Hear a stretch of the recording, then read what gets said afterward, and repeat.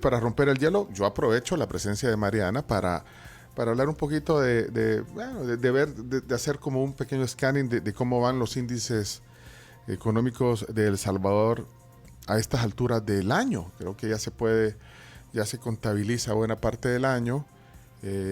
También estamos a 17 días de la toma de posesión del segundo mandato del presidente Nayib Bukele.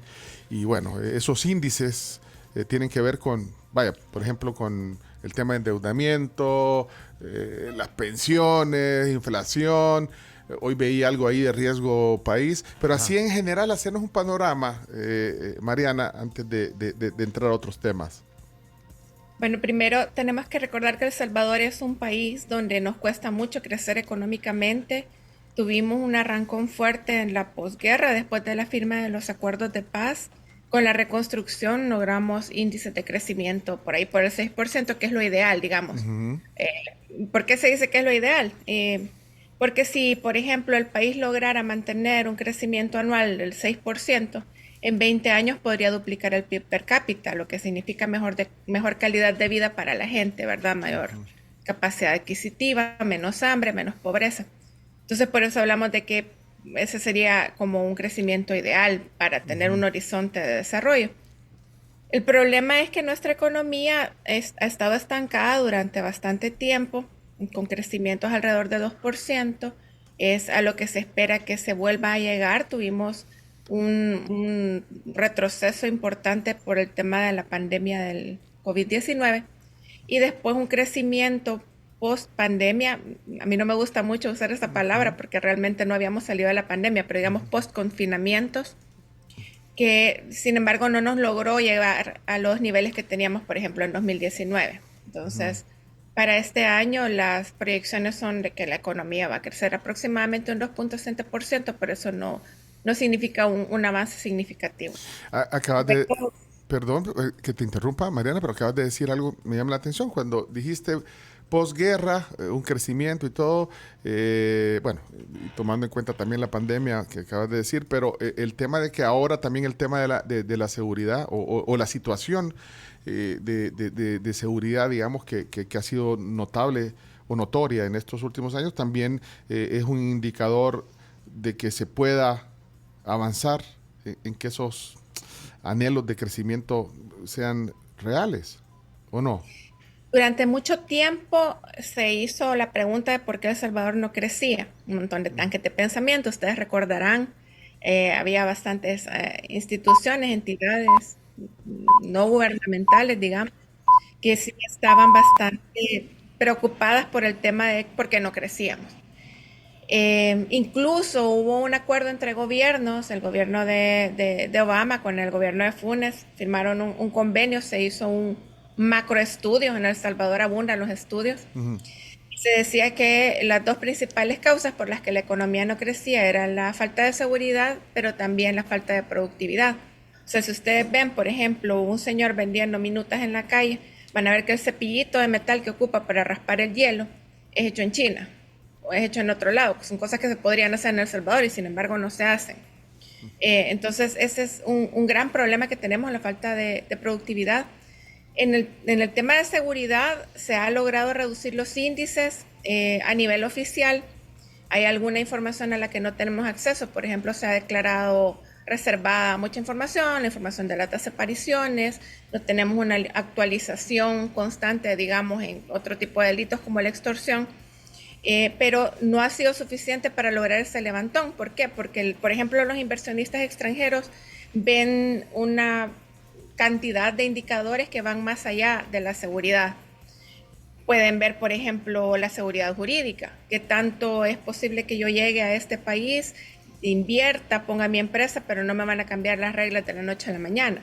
Puede que vean, por ejemplo, si tenemos una ley de bancarrota, las condiciones laborales, qué tan difícil es abrir un negocio, cuánto me cuesta, cuánto tiempo me va a significar, qué tan difícil es cerrar un negocio, qué tan posible es que me lleven a un arbitraje. Esas son otras cosas que los inversionistas constantemente ven para evaluar a qué país llegan. Y vemos, por ejemplo, nuestra competencia más cercana, que son el resto de países de Centroamérica, han estado ofreciendo ambientes seguros, digamos, más seguros que El Salvador durante mucho tiempo. Y eso ha llevado a que El Salvador sea uno de los países de la región con menos inversión extranjera. Eso, por desgracia, todavía no ha cambiado. Entonces, mientras no se logre una mejora en otros indicadores que puedan atraer la inversión extranjera, fomentar la producción interna, ayudar, por ejemplo, a rescatar el agro de la situación terrible en la que está, es bastante difícil que se pueda alcanzar un crecimiento económico mayor que el que tenemos. Pero digamos, en términos macros, por lo que decías de ese estudio que hicieron hace unos años, a donde decía que era productividad y seguridad, el avance en el tema de seguridad, pues debería por lo menos de ser un factor que se está... Debería, pero no lo vemos todavía ni en cifras de inversión extranjera directa ni en cifras de productividad interna. Entonces, a lo mejor sí se está generando un ambiente para que sí se logra avanzar en los otros elementos que valoran las empresas, tanto las de capital nacional como las extranjeras, puedan desarrollarse mejor, pero por el momento eso no existe. De hecho, hemos visto un deterioro, por ejemplo, en otras cifras macroeconómicas, en otras condiciones. Usted mencionaba el riesgo país. La deuda está creciendo vertiginosamente y eso hace que nos vean como un país en alto riesgo de no pagar sus obligaciones. El Salvador recientemente hizo una emisión de bonos para conseguir $1,000 millones. Lo hizo a unas condiciones bastante desfavorables, con un plazo bien corto de pago de 6 años. Hemos tenido emisiones a 30 años, por ejemplo. No es lo mismo pagar $1,000 millones en 6 años que en 30 años. Una tasa de interés bastante alta, y todo esto tiene que ver con cómo nos perciben hacia afuera. Un inversionista dice, ok, voy a comprar el bono de El Salvador, pero me tiene que pagar una tasa bastante alta. Y estamos pagando tasas que triplican lo que pagan nuestros vecinos, por ejemplo, en la región. Esto no lo vemos que vaya a solucionarse en el corto plazo ni en el mediano plazo, porque por desgracia tenemos vencimientos de deuda próximos que los mercados internacionales no tienen claridad de cómo las vamos a pagar, cómo las vamos a enfrentar. Estos $1,000 millones que se consiguieron, realmente se consiguieron 900 millones porque los bonos se vendieron a descuento. Es como que yo vengo y le digo al chino, mire chino, le vendo este vale de $10, ¿verdad? Y cuando me paguen, yo le voy a pagar los $10 y le voy a pagar un poquito más, un interés. Y él me dice, vaya Mariana, se lo compro, pero yo como veo que le debe a todo el mundo, a mí Pencho ya me contó que le debe, la Camps ya me contó que le debe. ¿Y es cierto? Yo se lo compro, pero se lo voy a comprar a $9. Mentira. Entonces, No cuando es. él, la ganancia de él va a ser mayor, porque por lo que él me dio $9, yo le voy a dar 10 y le voy a dar además el interés que le prometí. Eso nos pasó como país.